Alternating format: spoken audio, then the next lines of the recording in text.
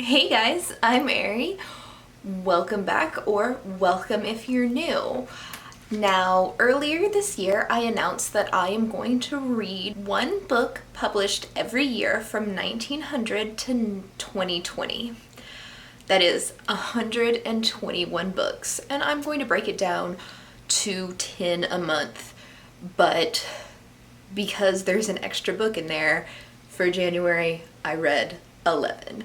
So this is going to be a review of the books that I read, what I thought about them, and just kind of everything you want to know. If you want to know what I'm reading in February, come back next weekend for my TBR. And if you want to know what else I read in the month outside of these, Tuesday, I am going to do a wrap up of the other books that I read in January that weren't part of this challenge. First book I read for 1900 was The Wonderful Wizard of Oz. Now, I think about everybody knows the movie, but did you know that it was originally a book? Long before it was a movie, about 30 years actually. So this is a children's book, obviously, and it's extremely similar to the movie. The biggest change I notice is her slippers are silver. Not ruby red slippers, they're silver, sparkly, shiny silver slippers.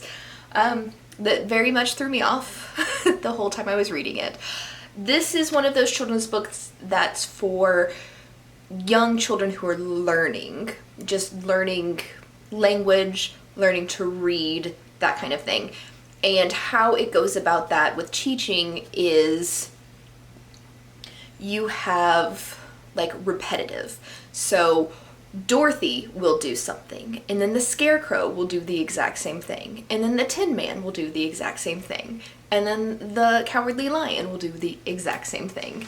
And then the entire story goes through with all of the characters, and they can just continuously repeat the same thing over and over and over again. Which, as an adult, it's kind of not annoying, but it's very redundant. But if you are a small child who is the person who should be reading this and just beginning to read it, or just beginning to read or be read to, then this is a really good story. So, recommend this for children? Actually, I don't recommend this for children. In the early 1900s, they didn't really seem to mind that people would kill each other. Like, people talk all the time about like video games are violent and blah blah blah. Yeah, Dorothy like murders people in this book. Like, not even just the Wicked Witch of the East. She like murders a lot of people. And then like the Tin Man murders people. And yeah, there's just a lot of murder going on in this book, and it's very casual, but also very gory murder. So they didn't really care about violent acts towards children when this was written. So maybe don't read this to your children, and maybe don't read it yourself. Just stick to the movie. But let's just go with everybody stick to the movie on that one. So, and for those of you who are interested, The Wizard of Oz has 140 pages in it. The next book that I read for 1901 was The Octopus by Frank Norris. And this is a story of basically an almost war between the railroad and wheat farmers in Central California in the late 19th century, like 1880-ish. This is based off of a true story. And it's interesting and too much at the same time.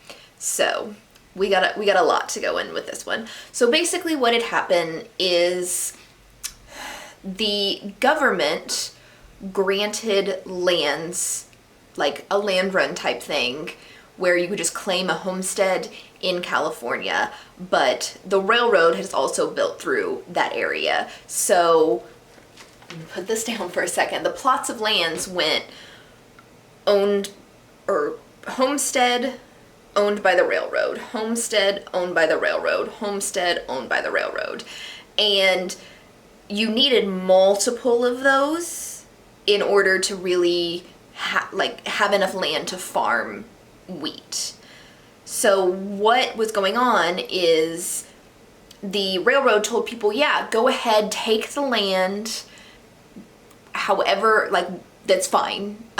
We have to do some paperwork. It's going to take some years. You could have it. We're going to sell it to you for really cheap. It's going to start at like $250 an acre. And once we get around to it, we're still building railroads, so we don't really have time to like value the land exactly. Everything's looking like it's $250, except for if it's got like trees on it or something. But any changes you make or improvements, that won't count when we sell it to you. So right around $250 an acre. So all of these farmers went and set up and built like huge wheat farms, made huge, vast improvements to the land. And then a lot of them built their homes and stuff like that on the railroad-owned land. And what had happened is years and years down the road, the railroad comes in and they say, okay, we're ready to sell it. It's like $22 an acre and no one can afford that. And they're like, wait, you promised us this. And so they're fighting battles in court. It's a lot of industrialism is getting in the way of what used to be a lot of gentlemen's agreements. And it's kind of when our nation started going from being honest and you can take somebody's word for something to you need legal written documentation before you agree to something. So it's kind of like a sad point in history, but it was a very, very interesting story that I didn't really know a whole lot about going into this. Now you follow multiple characters. It's linear, no like flashbacks to the past or anything like that. You're just following like the different farmers in this area and their different personalities. The thing that really, really annoyed me about this book is every time you would come back to a character, you would get the full physical description of that character again. So we can have Annixter. There's a character Annixter. Every single time we met up with Annixter, it was kind of like a third person narrative type thing, but anytime we met up with Annixter, you would get a description of what he looked like again. And it's like, yes, we've been following him for 300 pages. We understand what he looks like. I don't need this again. And it was almost a lot of the times like a word for word same description as the last time you read it.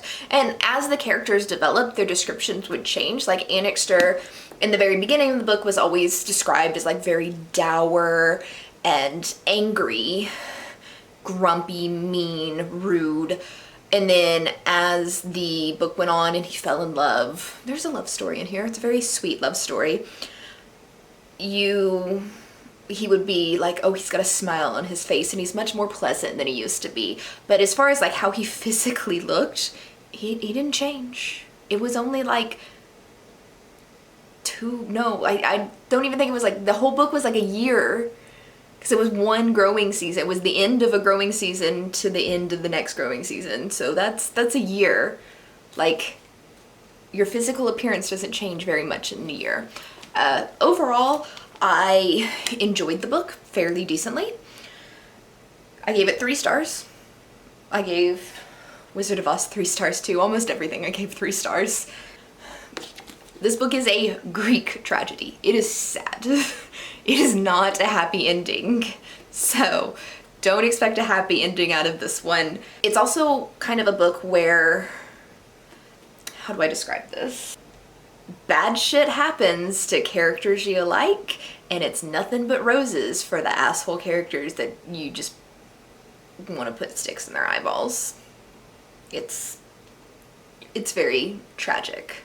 Next, I read The Heart of Darkness by Joseph Conrad for 1902. This is the kind of book you read for one of two reasons. The first reason is you're in college and your English professor is an asshole. The second reason is you just want to brag to people that you've read this book. It's the longest short book I've ever read. This is 188 pages, so under 200 pages. And this is obviously much more than 200 pages. It's literally, let me see. This section right here is the book. This is supplemental reading. If you could have this, like, that's like 5 times the amount of book in supplemental reading for one short novel. This whole thing is really nothing but allusion and metaphor, and it's very literary and prissy and whatever. The story in and of itself isn't like interesting. I mean, it's interesting, but it's not like miraculous. All of the hoopla about it is basically because of the like, what is this a metaphor for? So this is also a story with like an extremely unreliable narrator. Heart of Darkness is narrated from a man who heard a story from a drunk friend of an event that happened to him years and years ago. So you've got the author telling the story from a narrator, telling the story from a storyteller, and then the storyteller will have like other people's stories in his story.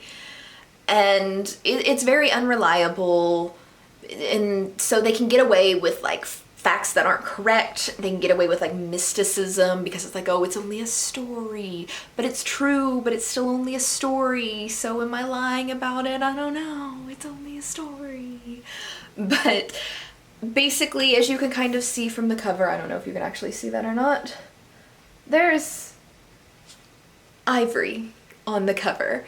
So this is a story about a ship captain who gets hired by a Dutch trading company to go up the Congo River in Africa. And his job is basically to kind of stop at the different like posts all along the river and get kind of like deeper and deeper and deeper into native territory and like deliver mail, like move people back and forth, just kind of like whatever's needed as somebody who can go up and down the river in a steamboat. Now, this is very wild. Like, people are stuck up the river for years. Well, they never see another person. They don't get any mail. But basically what happens is the ship captain, whose name is... The ship captain's name is Marlowe, and he's the one telling the story, and it ends up him trying to find a Mr. Kurtz. And Mr. Kurtz is supposed to be like the greatest man of all times. He's a true born leader. He's just meant for great things. And this kind of just starts as an adventure of Marlowe just talking about his job, but it really ends up being the story of Mr. Kurtz. And I didn't care about it. Like I said, this is all about like illusion and metaphor, and Mr. Kurtz is a metaphor for a billion things, but metaphor for God. Mr. Kurtz is the metaphor for God and why men need to be careful to not set themselves up as gods or false idols. So it's deep, but I don't know, unless you're really, really, really into literature and that kind of thing, I don't recommend you try to read this. This felt like an 800-page book, and like I said, it was under 200 pages. I gave it 3 stars because, I mean, it was like one of those things that make you think, and I didn't hate anything about it. It was just slow. So 3 stars. Don't really recommend unless the entire point of you trying to read this is like what I said, is you have to do it for a class, or you're trying to impress people by saying you read it. I've told multiple people since I've read this book that I've read it, and they'd be like, holy shit, you read Heart of Darkness? It's like, yes girl, I did. But yeah. Moving on. For the year 1903, I read Call of the Wild by Jack London.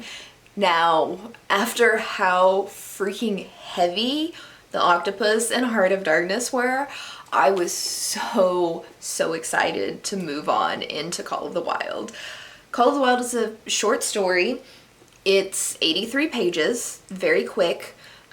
It is basically from the perspective of a dog.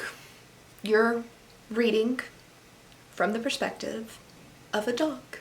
And this is a dog that is raised as kind of like the king or the patriarch type character of a ranch in California. And he like lords over the other dogs. He's much better than the lap dogs, but he's more welcome in the home than the hunting dogs. He's in charge of entertaining the children and making sure that they're safe. He's the only dog that's allowed to lay at the feet of the master of the house, and he's just a pampered, very regal dog. And because of the gold rush in the Klondikes, he's kidnapped. His name is Buck. I forgot that part. But Buck is kidnapped and sold for, I believe, $300 to be a sled pulling dog in Alaska. And he's taken to Alaska. He's kind of he's beaten really badly and starved just to kind of like let him know that he's not in charge. Like he will like obey a club, and he's like, his pampered life is gone. So he starts off like that, and then he goes to Alaska and he kind of goes on different adventures in Alaska and kind of becomes more and more and more of like a wild animal, because that's what he has to do to survive. Like Alaska is harsh. He spends time starving. He has to pull the sled, and then there's a hierarchy. He's got to learn how to be a good team dog, and then he goes between a bunch of different owners. So sometimes he has really good owners, sometimes he has really miserable owners, and he's not a husky, so he's bigger than a husky. I think he's a Saint Bernard something mix. It might just be a Saint Bernard. He's not like built for sledding. He's a bit too big. But in typically dogs like him that are stolen from like a little bit richer lives and aren't huskies bred for this, don't really survive well. But he goes through the book surviving, thriving, and kind of goes back to his roots of being a wolf. And it's a really cute little story. There's nothing like out of this world amazing about it, but I did really enjoy reading it. I also gave this 3 stars, just like everything else on this list so far. Next on my list is another children's book, which is Peter Pan, or at the time it was known as Peter and Wendy. This is my 1904 book. What can I say about this? J.M. Barrie, who wrote this, also wrote the play. So if you've seen like a Broadway show of Peter Pan, you've seen this book. Like, this is exactly the same as the play. This is just written out in story form for children. Unlike The Wizard of Oz that we read earlier, this is not like the repetitive kind of word learning type of thing. There's nothing repetitive about this. It's just like a story, just a fairy tale. It's the Peter Pan that everybody knows. Also, or like The Wizard of Oz, this is very, very violent. There is death, there is murder, and racism. Native Americans are not treated very well in this story, if you remember. So, a little iffy about that, but it was on brand for the time, unfortunately. Nothing horrible about it. It's just they treat Native American, they call them Indians instead of Native Americans, and they're savages. So not ideal, but it is within like the time frame that this was published. Going back to inappropriate language, both the Octopus and Heart of Darkness use the N-word quite frequently. So, especially Heart of Darkness because it takes place in Africa. So, if that's just beyond offensive to you that you can't even read classics with that, then I would avoid those two books. This one, racism towards Native Americans. So, I don't have much else to say about this. It was fine. It was a good children's story. I like the fantasticalness of it, where Peter refuses to grow up and he kind of like imagines things. Like everything's an adventure. Nothing is really what it seems. It's a good story. Next book on my list for 1905 is House of Mirth by Edith Wharton. This, I was so worried about going in to it because it is about a woman who is wealthy in New York, and she does, like, she makes decisions that are a little bit questionable, and at least for propriety's sake, they're questionable decisions, just because she wants to be wealthy, but she doesn't want to settle into a loveless marriage. And she knows that really, in order to live the way that she does, she needs to marry, but she keeps accidentally screwing it up every time that she almost gets proposed to. And then she's like, I'm such an idiot. I completely ruined that. I guess I'm going to have to do it again. I'm poor. So it's like you can tell that she purposefully like ruins these things because she says she wants to be wealthy, but she doesn't. She says being wealthy is the most important thing to her, like, and that's what she keeps telling herself, this like wealth and living the way I do is what's so important to me. But really what's important to her is being a good person and being in love, and she just can't seem to get her shit together and do that. So I kind of knew a lot of that synopsis going into this book, and I was super, super afraid going into this that it was going to be very sexist. Like, everything's wrong with women. This stupid girl thinks that she can actually marry for love in this day and age. I was really, really worried about this. Turns out, first 5-star read of the year. This book was so fantastic. It read most of the way through a lot like Pride and Prejudice, but it was depressing as shit. So if you really like Pride and Prejudice, or you like period love stories, this is obviously well after Pride and Prejudice, like 100-something years after. You've got characters that are rich in name, like titled, except for it's America, so they don't have titles, but they're kind of like wealthy Vanderbilt-like families, except for she's poor. She's an orphan. She herself, though she grew up in these wealthy circles, is poor, kind of like Elizabeth Bennet. And like the whole idea is to get married to live. Like you as a wealthy woman, you don't work, so you have to get married. And she has adventures around that. I don't really want to spoil anything, but I highly, highly, highly recommend this, and I'm definitely going to be reading more of Edith Wharton's novels now that I've read this one.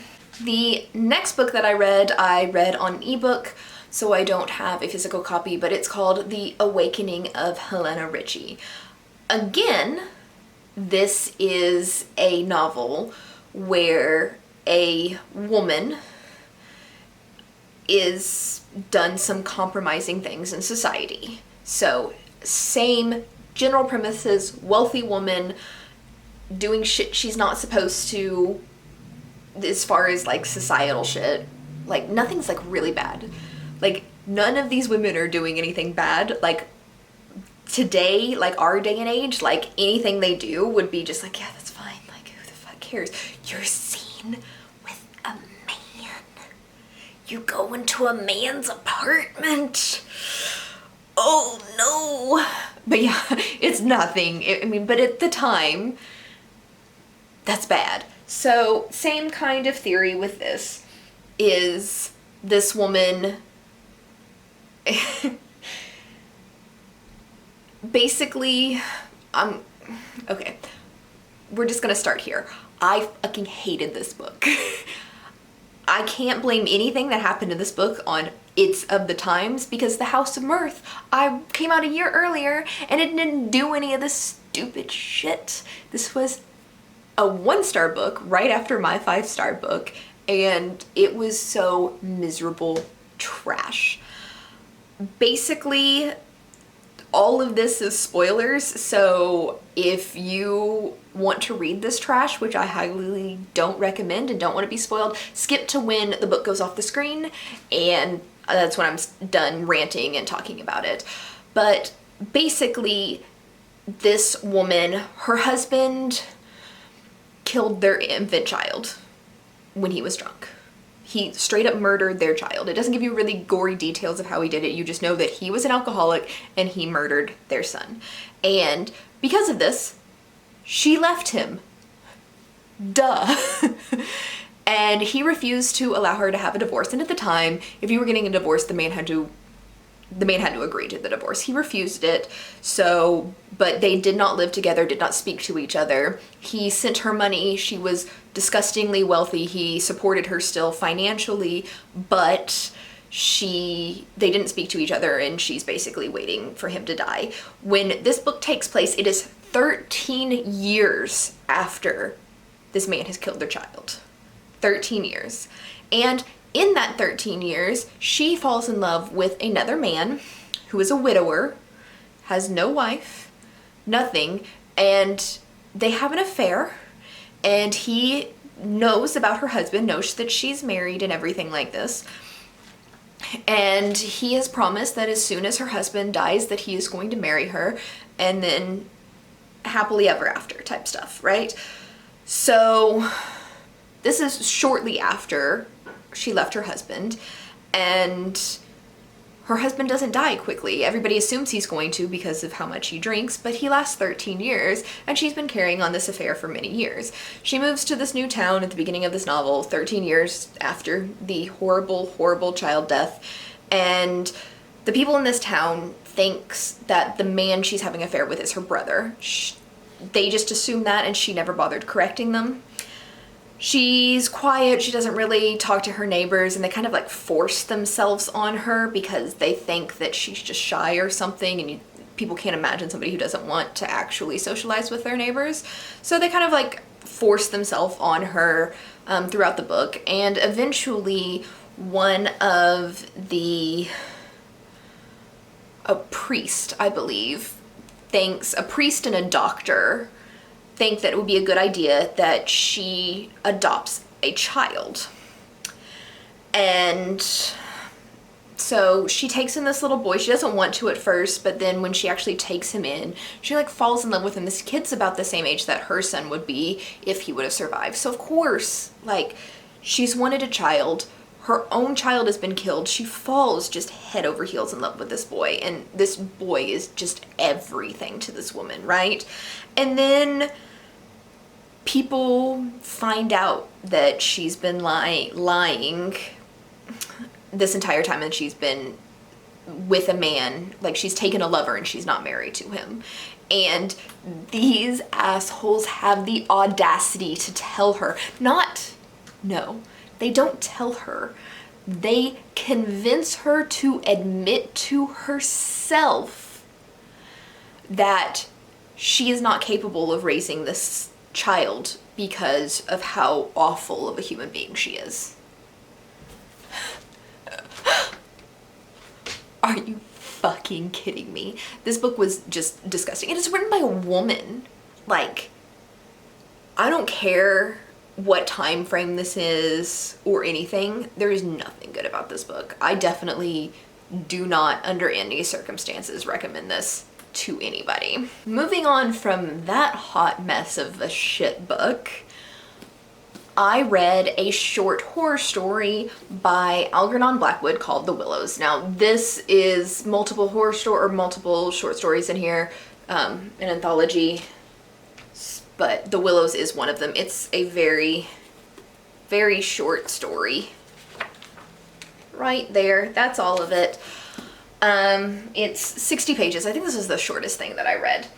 All right, this takes place on the Danube River, which is between like Vienna and Budapest in Hungary. And two men who are experienced river travelers are canoeing from Vienna to Budapest. And they have to, it takes a couple of days, so they have to stay overnight along the river. And the interesting thing about this river is in the flood season that the river will form like little sandy islands, and then the islands will like vanish as the river rises or changes, or like pieces of the islands will be knocked off by the rushing river only to go downstream and get stopped somewhere else, and then a new island forms before it too falls apart. So the landscape is kind of like ever changing. And the other interesting thing, which has to do with the titles, is there are a lot of willows. And it's not willows like willow trees, it's more like willow bushes, because since everything's always moving around and changing, they don't really get the chance to grow into gigantic willow trees. And it's a horror story. It's basically like the creepy shit that kind of, like, does it really happen? Are they just hearing sounds in the wind?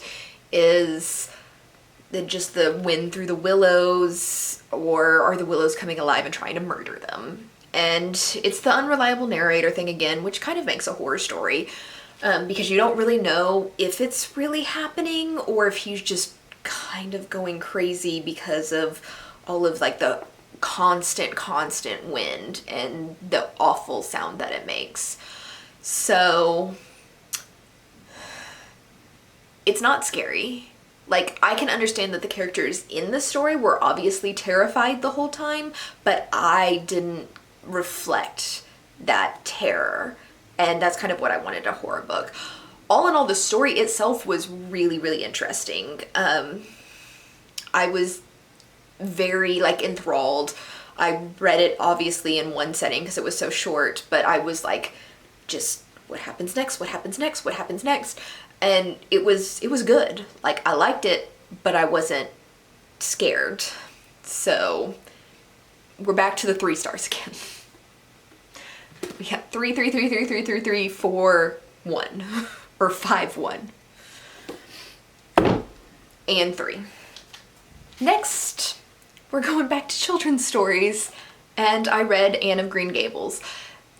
This is not the book. This is like a retelling that's like more than half the size of or less than half the size of the actual book. I ended up listening to it on audiobook because all of the copies or e-copies were checked out from my library and all they had available was an audiobook, so I listened to it on audiobook. The narrator wasn't very good, but I just listened to it really fast and it was fine. It wasn't great. I would recommend reading it instead of listening to the audiobook, but the audiobook was fine. Now, this is what I would call middle grade. Anne is 11 years old when the book starts, and she's like 16, 17 when the book ends.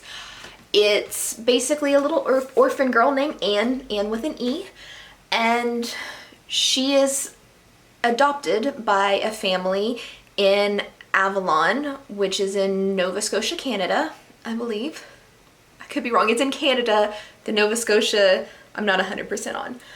But she is adopted and you pick up as she's being adopted, right? You don't get her early childhood and why she's an orphan and any experience she got before that. But this is where she gets adopted by a loving family. That's her forever home type thing. Now, this is told in each chapter is kind of like its own short story. Anne is a very wild little redhead girl. She's very imaginative, she has lots of adventures, and she spends most of her time daydreaming, and a lot of practical things slip her mind because she's much too busy daydreaming. It was an adorable, adorable book. I highly recommend this if you're looking to read classic middle grade. It's a fantastic story. It's very sweet, bittersweet at some points, and it brings you back to what it was like being a child, being excited about waking up in the morning, about seeing the sunrise, smelling the flowers, going to school, spending time with your friends without really any care in the world other than your daily chores. I don't know what else I could say about this. Each chapter is told as its own short story, and one of the things about the audiobook is it said the chapter names out loud, and the chapter names almost always ruin the story. Because it's chapter 15, Anne gets a new dress, and then Anne's asking for a new dress and she's told no, she can't have it, but you've just heard the chapter name, so you know she's gonna get it at the end. It's kind of like that, but I really enjoyed it. Definitely read the original version and make sure you don't get the retelling. The retelling is made for a much younger audience, and the story is just disgustingly simplified. A lot of it's left out. So don't do the retelling. Make sure you get the actual real story. I'm kind of mad because I have the retelling version in Pollyanna too, which I'm going to read next month. And I'm like, why do I have two books that aren't the real classics? So I'm going to donate both of these to a thrift store or the library or something like that. But yeah, definitely make sure you're getting the actual book and not the retelling version. I don't think it tells you it's a retelling on Amazon when you buy these, but these are the stupid cheap ones, so scammed. Anne of Green Gables was 1908, by the way. For 1909, I'm just all over the place. We read The Phantom of the Opera. I loved I'm gonna say movie because I watched it in a movie version, but it's an opera in a movie version. I've seen two different ones of them, and I like the more modern one with Gerald Butler in it, who plays the Phantom in it. That one I love. I watch it all the time. Beautiful. The first half of this book is very, very close to the opera, movie, whatever. I like the movie better. Like, really, I like the movie better. So the thing with this is a man, or there's a phantom who everybody thinks is like a ghost who haunts an opera house in Paris, right? This is based off of a real opera house in Paris. Like the interior, what it is looked like. So this opera house is built on, well, it's not built on a lake, but when they built the opera house, it had to be gigantic with lots of extra storage space in it. And they drained out all of the lower floors to build like the stage. So the stage can like sink down and move up with like different props. And when they built that big cavern, they had to drain it out, and then after they built it, they let the lake come back in. So there's a lake underneath this opera house, and the phantom lives like on the lake underneath the opera house. And there's like a bunch of passages, like hidden secret tunnels and everything that the phantom uses to get around. And he makes demands and whatever. He's an opera lover, but basically, he takes a protege named Christine, and she's kind of in the chorus, and he trains her to be a diva, or the star of the opera. And then he falls in love with her, even though he is disfigured and disgustingly ugly. In the movie, he is disfigured because he was in a fire in the opera house. I guess, if I remember correctly, he was like a opera singer who everybody thought had died in the fire. And he was disfigured because of horrible burns. In the book, he was born that way. He just has some sort of birth defect or disease, and he looks like a corpse. And he's looked like a corpse his entire life. He even like doesn't have a nose. And in this, he wears a mask covering his entire face, not just the half mask that you get in the opera. But anyway, he trains Christine to sing and become a diva, and then he falls in love with her, even though she is not in love with him. She thinks that he's an angel who was sent by her deceased father to train her to be a famous singer, because her father was a famous violinist. And yeah, he falls in love with her. She's fallen in love with a childhood friend who is just a beautiful, handsome, wealthy young man, and the phantom kind of kidnaps her, and sad things happen, everybody dies, that kind of thing. It's a opera, everything's tragic. Second half is basically like the kidnapping of Christine, which is very straightforward and short in the opera. In this, it is much extended out, and there's traps and mazes and stuff like that. So back to where I was earlier, where the main difference between the Phantom was he was an opera singer who was burned badly, and that's why he's here in the movie. But here he was born really disgustingly ugly to a architect. He was the son of an architect, and as the son of an architect, he learned how to build things. And then after his father died, or his parents died, or they just kicked him out because he was so disgustingly ugly, he joined a circus as like a freak in a circus, and like learned a bunch of like magic tricks and stuff like that.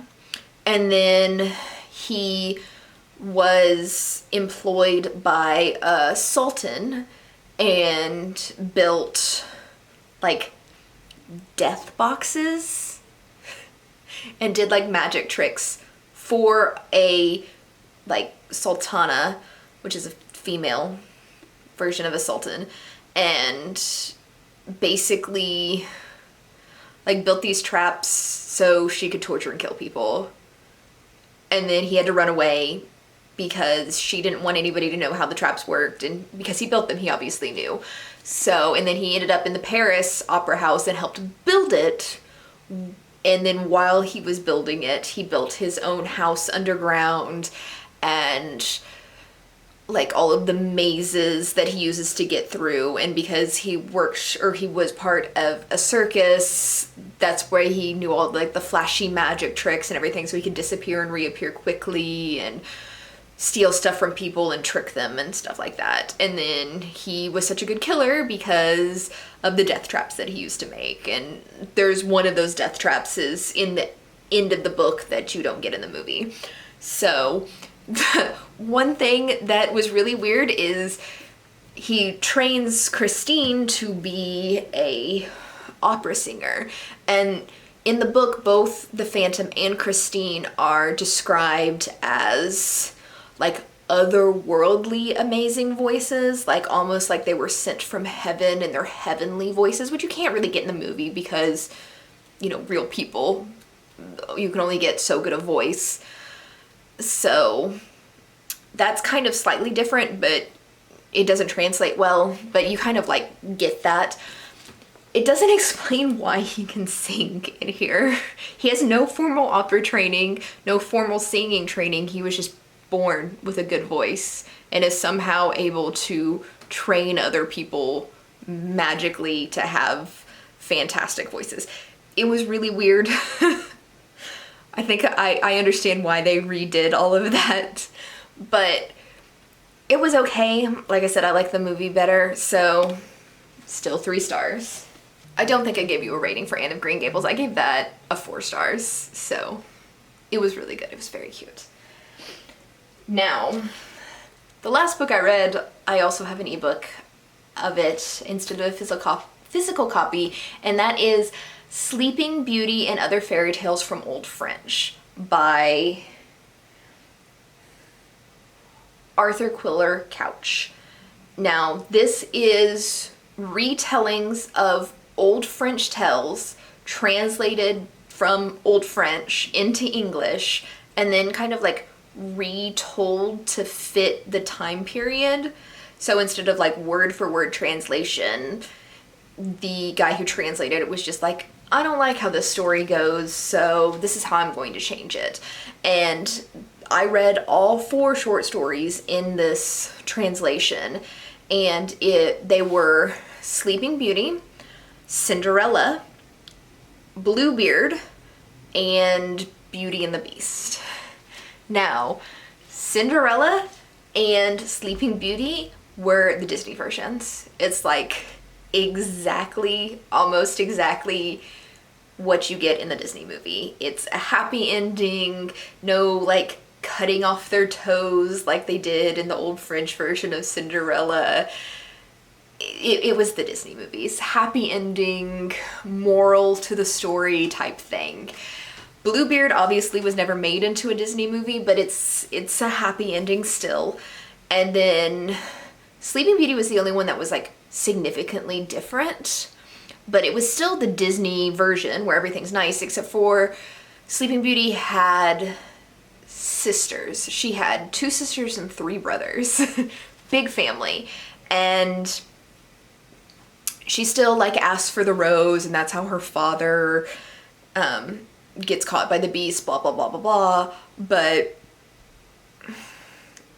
this, like, her sisters are like Cinderella's stepsisters, where they're like really mean to her and like blame her for all of the woes of the family. But other than that, it's still the same story.